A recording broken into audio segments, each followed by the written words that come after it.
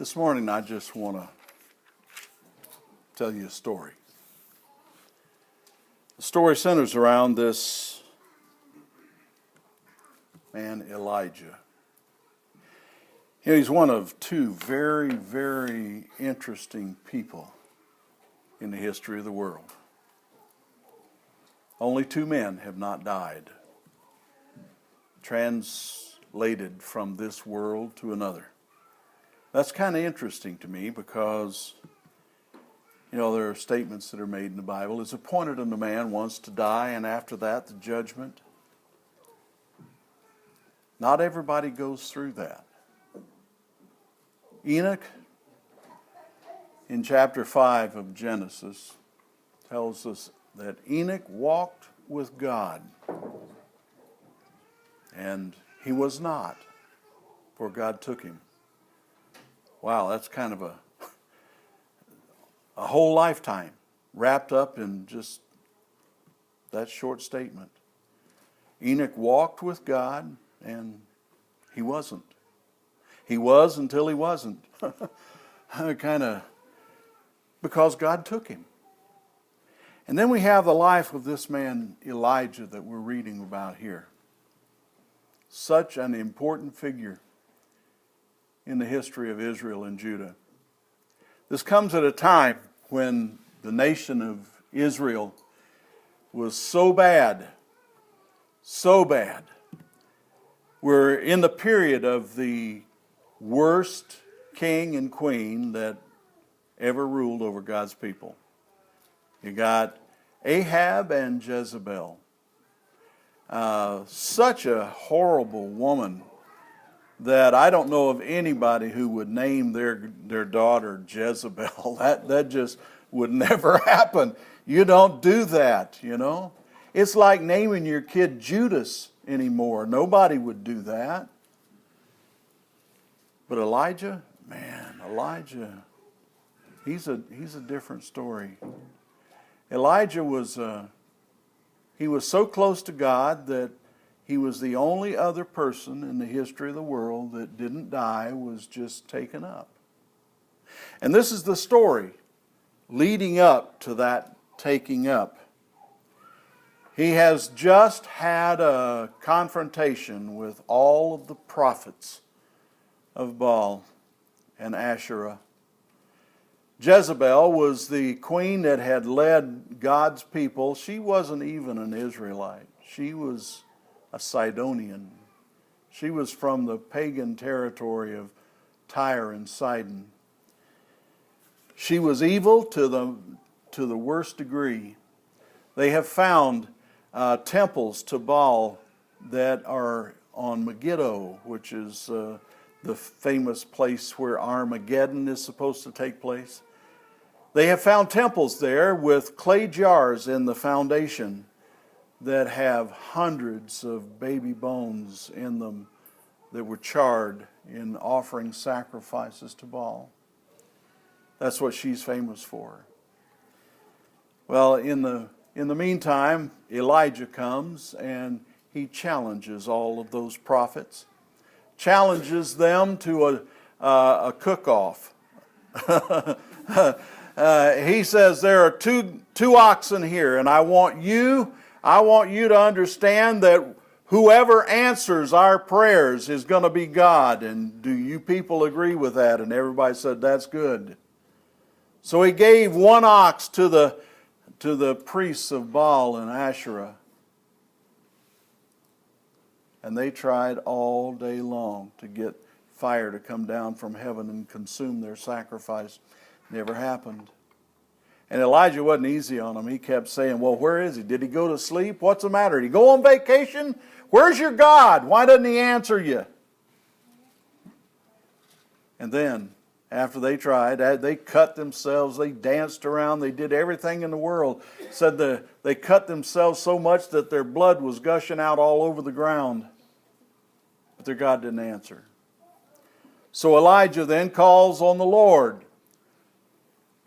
After he pours water all over the sacrifices and down in the trenches, and the water was everywhere. And when he prayed, Fire came down from heaven and consumed the sacrifices, licked up the water, cleaned up everything. And then Elijah had all of those prophets killed.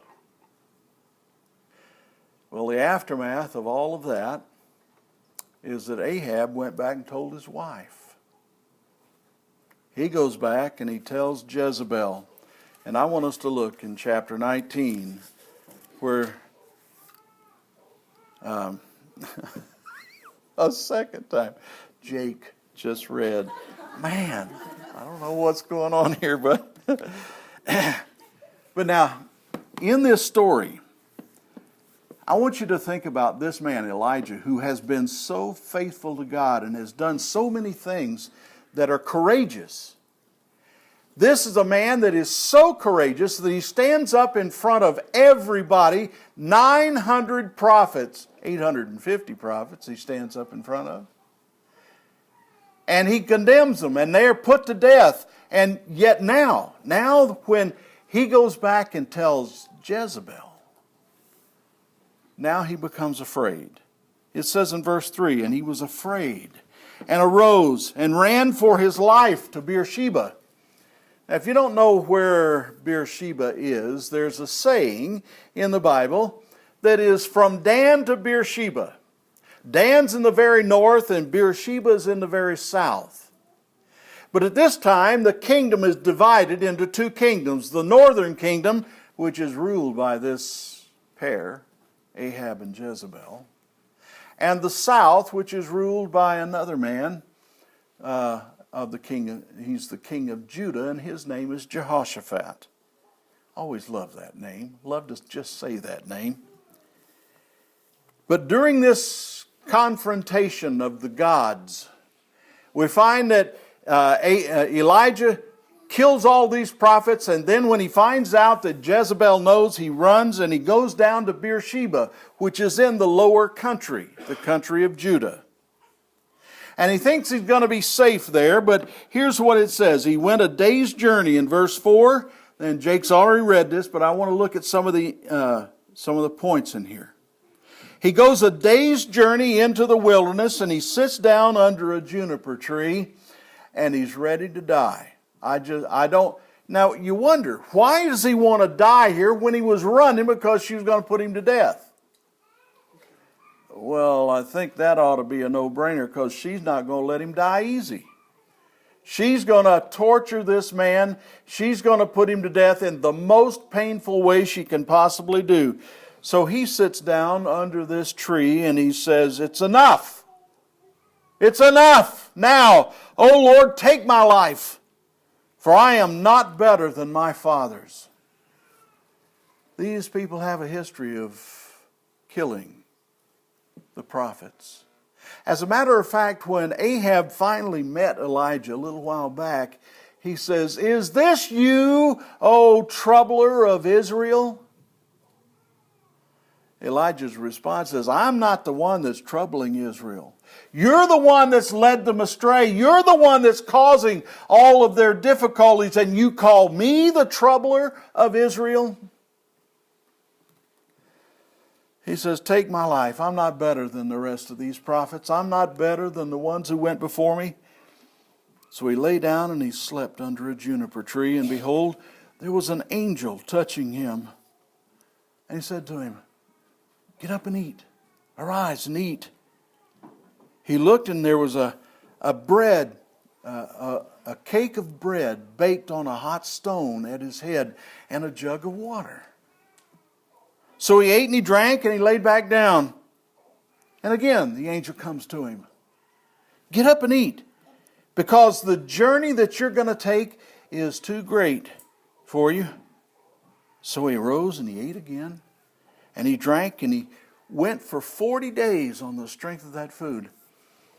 You know, I don't know that that's a miracle, but it is sure close to one. To go for 40 days on that little bit of food. But he gets down here to Horeb. Now, anybody know what the other name for Horeb is? There's another name for that. Sinai. That's the place where Moses went. This is on the eastern side of the Gulf of Aqaba, on the eastern side of the Dead Sea. It's down there pretty close to the middle of the Gulf of Aqaba. It's where Moses went up on the mountain. It says that he went there and he came to a cave in verse 9. And he went inside the cave and he stayed there for a while. And then the word of the Lord came to him. And here's what the Lord says. What are you doing here, Elijah? What are you doing here? Why have you come here? He says, I have been very zealous for the Lord. You know, that word zealous comes from the same word that we get jealous from. It's intense passion is what it is. He has this intense passion for God. He says that I have been zealous for the Lord, the God of hosts, for the sons of Israel have forsaken you. Don't you know they've forsaken you? That's why I'm here, because I've been preaching to them and they've turned against you and they've turned against me. They call me the troubler of Israel. They've torn down your altars and they've killed your prophets with the sword. Jezebel sent out soldiers to every city to take every prophet who called upon the name of Jehovah and put them to death. What they didn't know was that in their own palace, in their own storehouses, was a man named Obadiah, who was about the same position as the cupbearer for the Pharaoh when Joseph was there. He's the number one man, the man that is entrusted with all of the property of the king, with his wine, with his storehouses of food, with everything else that the king has, as Obadiah was in charge of those things. Well, Elijah, boy, somebody's not having a good day back there. I feel so bad. We have, no, that's, huh? That's, yeah, that makes me painful. You know, this Obadiah was a good man. He was back in this country with Ahab and Jezebel. And while she was looking for the prophets to kill him, Obadiah was looking for the prophets for a different reason. He'd find them and he would hide them in caves. He had 2 caves where he was hiding the prophets of the Lord. And while Jezebel was sending troops everywhere to find them, he was putting them in those caves and he was feeding them from Ahab and Jezebel's own storehouse. That's what you call a traitor right there. But he was pleased to do it. Pleased to do it. It says, they've killed your prophets with the sword, and I alone am left, and they seek my life to take it away. You know, it's always the case. Jeremiah felt the same way. Jeremiah said, I'm by myself. There's nobody else. The Lord said, no, you're not. No, you're not.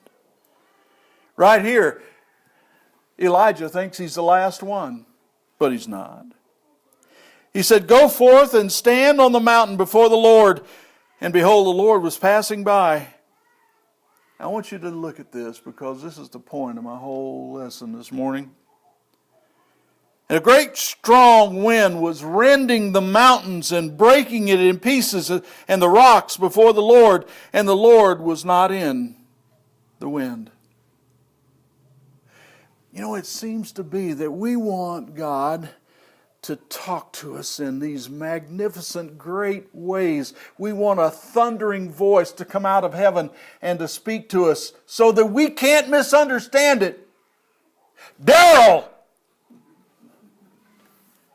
He's never done that. He has never done that to me. And Elijah is standing there, and this great strong wind comes, and it says that the Lord wasn't in the wind. It says, but the Lord was not in the wind, and after the wind, there was an earthquake. You know, I've been thinking about this. I've experienced every one of these things. Y'all ever been in a hurricane? You ever been in a tornado? Those are some great, strong winds that can tear anything up, break anything, destroy anything. But God wasn't in those. We were in an earthquake one time. We were down in Southern California visiting Mom's brother, the one that just died. Ann and I got tired, so we went to bed. We had a bedroom to ourselves. They had a pretty good sized place, so we had a bedroom, and our bed was against the wall over there. And I woke up the next morning, I was against the wall over there.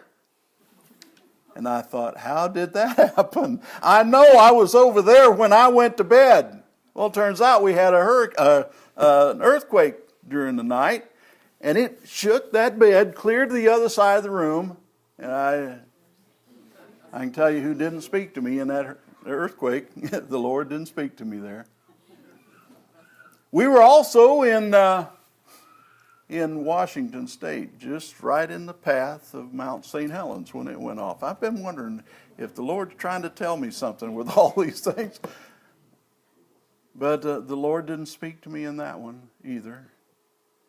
Well, the Lord didn't speak to Elijah during this earthquake. And it goes on, it says, and after that there was a fire. But the Lord didn't speak to him in the fire either. But then after that, it says, after the earthquake, a fire. But the Lord was not in the fire, and after the fire, the sound of a gentle blowing. When Elijah heard it, he wrapped his face in his mantle, and he went out and stood at the entrance of the cave. And behold, a voice came to him and said, "What are you doing here, Elijah?" Didn't he just ask him that? "What are you doing here, Elijah?" And Elijah said, I have been very zealous for the Lord. I'm full of passion for God. And he says, for the sons of Israel have forsaken your covenant, torn down your altars, and killed your prophets with the sword, and I alone am left, and they seek my life to take it away. The Lord said to him, go, return on your way to the wilderness of Damascus. And when you have arrived, you shall anoint Hazael king over Aram. I've got a job for you to do. I want you to go anoint a king in a country to the north of Israel. And it says, and Jehu, the son of Nimshi, you shall anoint king over Israel. And Elisha, the son of Shaphat, you shall anoint as prophet in your place. So Elisha now is going to take his place. So there's at least one more prophet that's on the earth. But that's, he says, and it shall come about that one who escapes from the sword of Hazael, Jehu shall put to death. And the one who escapes from the sword of Jehu, Elisha shall put to death. Yet I will leave 7,000 in Israel, all the knees who have not bowed to Baal, and every mouth that has not kissed him. So Elisha thinks, I'm all by myself. But yet God says, I've still got 7,000 who have not bowed the knee to Baal. You know, my point in all of this is that Jesus made the statement in Luke chapter 8. When they asked him, why do you teach in parables? He said, so that seeing they may not see, and hearing they may not understand. Why is it we're always looking for some big booming voice to tell us the truth so that we can't misunderstand it? When in actuality, God speaks to us in whispers. And His truth is not something that bowls us over, but it is subtle truths everywhere that you have to listen carefully to understand. The gospel is not something that knocks you down. It's something that is irresistible if you listen closely. I want you to turn with me to the book of Isaiah, chapter 55. Because the Word of God has often been talked about as food. Jesus said, I am the bread of life. I am the bread of life. He says, unless you consume me, my flesh, and drink my blood, you shall not have a part in the kingdom of heaven. That's a hard statement to understand, but I want you to listen to what Isaiah said 750 years before Jesus came to this earth. He says, Ho! Oh! Everyone who thirsts, come to the waters. Chapter 55, verse 1. And you who have no money, come, buy and eat. Whoa, wait a minute. If you have no money, how are you going to come and buy and eat? Come, buy wine and milk without money, without cost. Why do you spend your money for what is not bread? Well, we go to the store and we spend our money for bread. But he's saying, why do you spend your money for what is not bread? And your wages for what does not satisfy. You know, it's interesting that God is going to speak to Elijah, but before he speaks to him, he gives him bread that will not satisfy and water which will not satisfy. But didn't it satisfy for a short time? Wasn't it something that he had to have for that interim between when he left and when he got there? Because the angel said, go ahead and eat, because the journey is a long ways off for you. Yet Isaiah turns around and says this, why do you spend your money for what is not bread? And your wages for what does not satisfy? Then he answers. He says, listen carefully to me. Not this big booming voice, but listen to the whisper. Listen to what God is saying. And eat what is good. And delight yourself in abundance. Incline your ear and come to me. Incline your ear. You ever think about what that means? Incline. Do you have a leaning? Do you have a leaning? Everybody's got a leaning. Everybody's got a bias. That's what a bias is. It's a leaning. It's that slash or what do they call it on the computer? It's that mark like this. Because it leans in this direction. Lean your ear toward me, God says. Lean. Incline your ear to me. He says, come to me, listen, that you may live. It's not a great big, booming, exciting thing. It's very quiet. He says, listen, that you may live. And I will make an everlasting covenant with you according to the faithful mercies shown to David. Behold, I have made him a witness to the peoples, a leader and a commander for the peoples.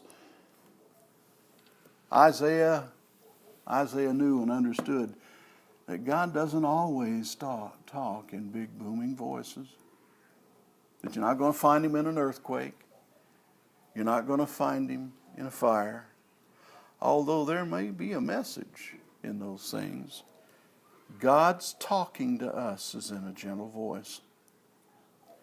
Sometimes we have to cut out the outside interference and listen carefully.